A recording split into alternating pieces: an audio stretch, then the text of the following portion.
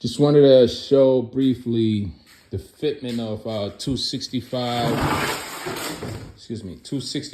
35s R18s on a 2004 Mazda RX8.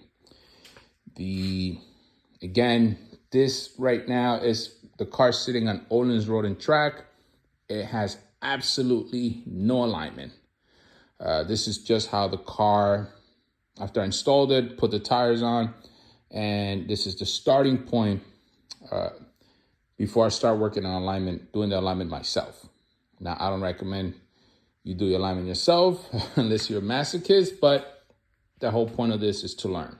So I'm gonna just give you a visual of what the tires look like, and yeah, and then we'll see what happens in terms of what the fitment will be once the alignment's done. Again, I am not going for flush fitments or a particular look.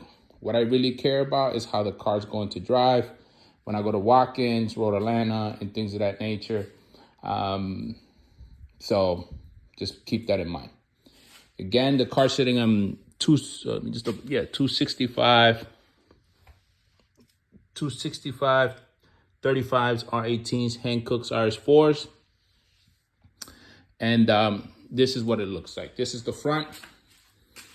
The current height from the middle of this cap to the fender is about 14 inches. And the camber that I measured, and again, is approximately, is negative 1.3 degrees of camber on this tire. Negative 1.3 to camber, and height is 14 inches. This is what the fitment looks from above.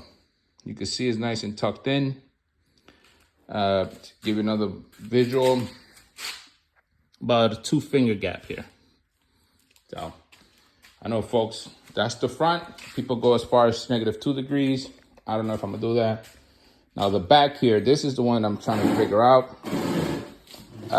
This is showing from here to the top of the fender, middle of the cap, about 15 inches in height. I have to adjust that. 3-finger gap. And the camber is positive 0.6 degrees. This is what it looks like from above, from the top. In reality, this is kind of like how it looks like, that little bit that comes out. But remember, this has a positive camber to it. So I'm sure once you start adding a little bit of negative, it'll tuck it in. But that's what that looks like. Make our way over here. Again, this is showing, what I put here, 14 3/4 from the middle of the cap to the fender. The finger gap here is misleading. It's 2, but the reason for that is that it appears like, I have no idea how this happened, but the fender kind of came down here, came like out.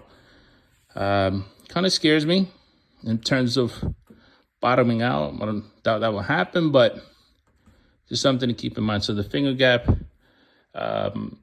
test is not really relevant here. I'm sure if this was tucked in like the one on the other side, we have the same gap, because the height here is 14 3/4 inches, and the camber is positive 0.7. This is what it looks like. Yeah. Okay. Then we'll come over here.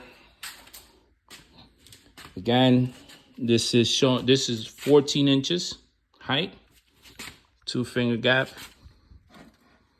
and the camber is a negative 0.5.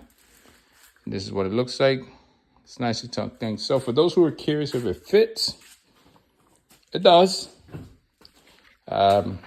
You don't have to go too crazy on fitment, but it's up to you how you align, the alignment specs you use. This is what it looks like from the front. Obviously, the tire's gonna stick out a little bit there. I like it. And same here.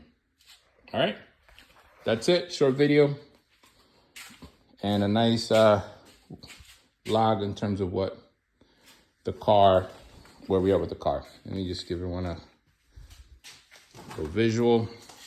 Honestly, the Inklings are growing on me. They really are. Wasn't sure about them, but they are. And in the future, if anything, I just get a new set of wheels. Oh, and this is my 2021 STI. Completely stock except for Ohlins. I bought the S209, all the S209 components, suspension components that I have to install. Again, functioner or form or whatever. Nothing, no modifications. There's no planning on upgrading turbo and tuning. Nope, completely stock, leave it alone, and just focus on drive and feel. That's the point of that car, which is great. Has about, 2021, and it has about 8,000 miles. So yeah, all right, that's it.